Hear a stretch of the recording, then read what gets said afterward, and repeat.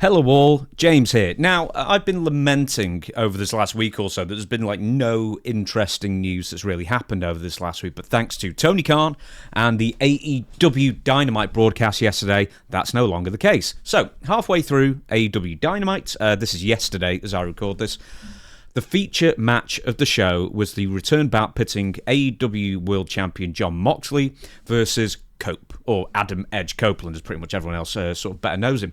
Now, the AEW Revolution bout between the two suffered from a general lack of interest, partially because they had to follow Kyle Fletcher versus Will Ospreay in the cage match, and there was Mariah May and Tony Storm and stuff like that. All hardcore matches with, a lot more sort of steam going behind them than the main event. And then the main event had normal rules, so it was sort of really, really hard to follow. It ended up being a bit flat. So there was then a return bout booked pretty much straight after the fact, since one of the times that AEW has actually promoted a television match 2 weeks in advance, I think, or at least a week and a half in advance, to a street fight. So the match itself is the usual standard fare, starts off with brawling around the ringside and then in the crowd. The odd weapon, here you go, there and abouts, and then onto a table for a DDT, and then eventually it makes its way into the ring. Now, it's a few minutes after the match ends up in the ring where things become a little more disgusting. So, Copeland retrieves a board with nails in it once again, but unlike when Mo chased Kang and Kodos off planet Earth, this particular board didn't have just one nail on it, has dozens of nails on it, and the nails are very real.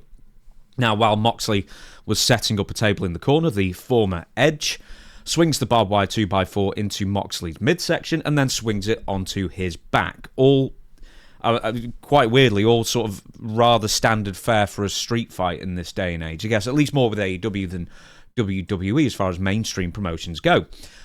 But then Copeland puts the board with the nails onto the floor and then suplexes Jon Moxley onto the very real bed of nails, to the delight of, I think, ultimately not that many, and the disgust of many more.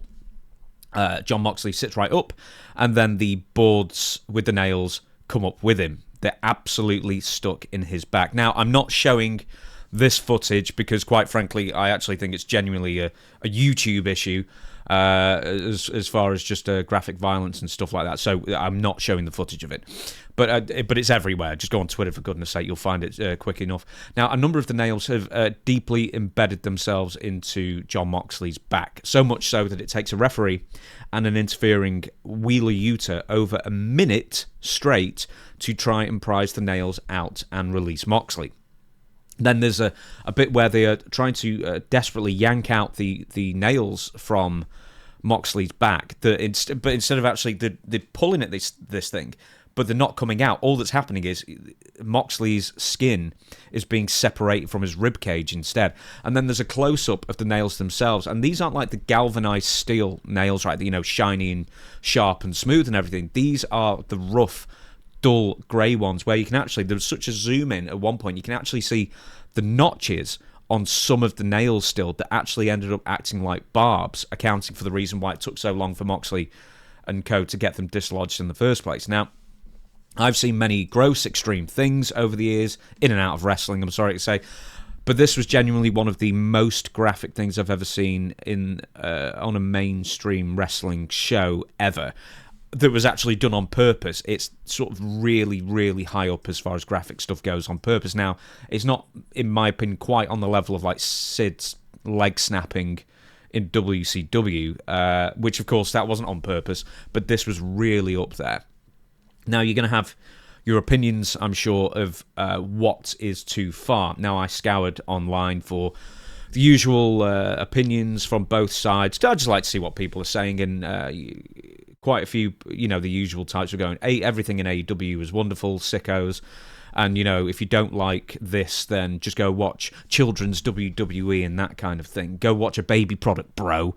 And then there are other people saying this is just bargain basement shit, totally unnecessary, and a massive turn-off. I err towards the latter, quite frankly, but there was also quite a few AEW fans as well saying this was just absolutely just not on, as far as it was just way too much of a disgusting sight for them. Now, the crowd's reaction in the first couple of rows, you can almost see them going through like 5 different sets of emotions at one point. So there's, at the beginning, everyone's going, ah, and cheering, pointing and laughing and stuff like that, and saying, oh my goodness. But then it goes to nearly universal horror when they're actually trying to get the board of nails out. Yuta and the referee are tugging away, basically just ripping Moxley's skin off, trying to get these things off. Like, there's one person right dead center in the middle. It's a bald guy with, I think, an AEW t-shirt and glasses, who almost looks like he's about to cry. Like, it was really, really horrific. Now, I've seen this quite a few times now, and I'm sorry to say that violence does really desensitize you, or you get desensitized to it the more you watch it. But from the first watch, I was like, geez, that's ridiculous. And I'm fairly, strong stomach for this kind of thing. But now, let's go through a few reasons. I've written at least 6 of why this is incredibly stupid for Jon Moxley and Adam Copeland to agree on this spot, and even more so, even more stupid for Tony Khan and whoever actually decided to approve it for it to be broadcast on AEW Dynamite. Now, these are real nails.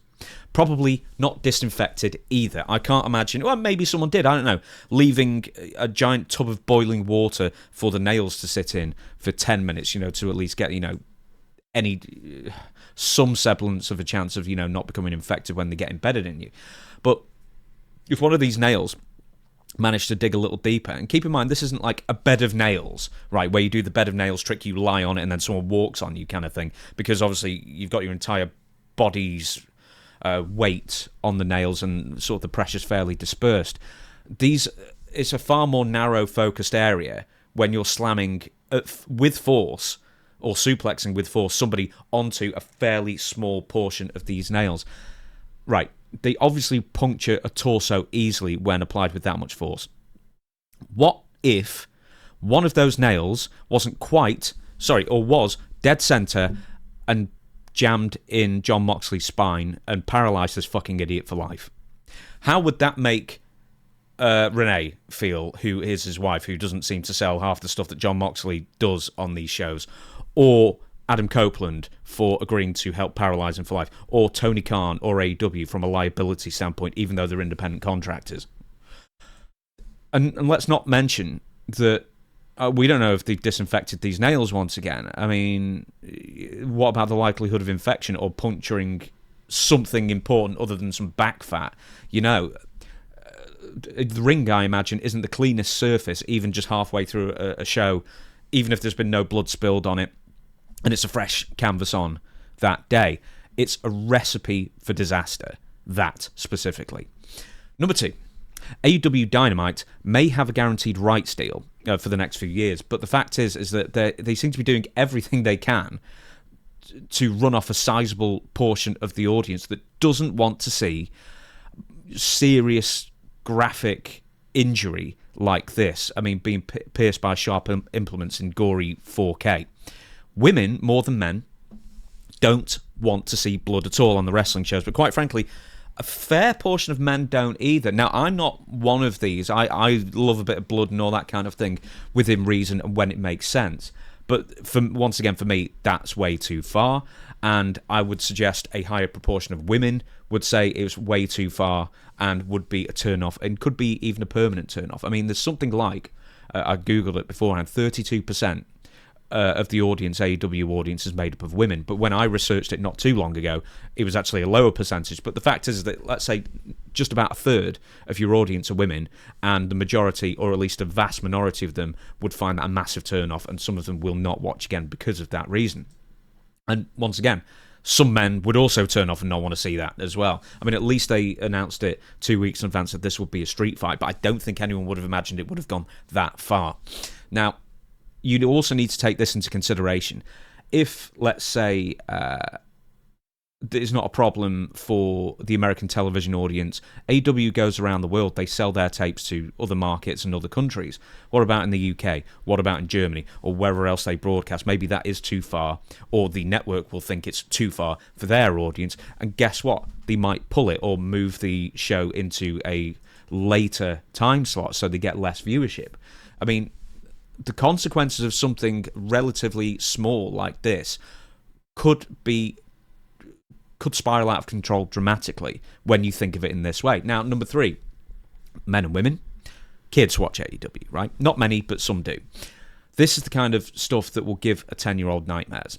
And I'm being absolutely serious about this. And the parents will just say, well, no more AEW for you ever again, because we can't trust them to show wrestling that is... should a 10-year-old be watching wrestling in this day and age? Well, that's up to you, I guess. Crikey, I was watching it at 6, but the fact is that I was watching WWF Lex Luger in the bus, stuff at 6 years old. It was a lot more wholesome back in the day.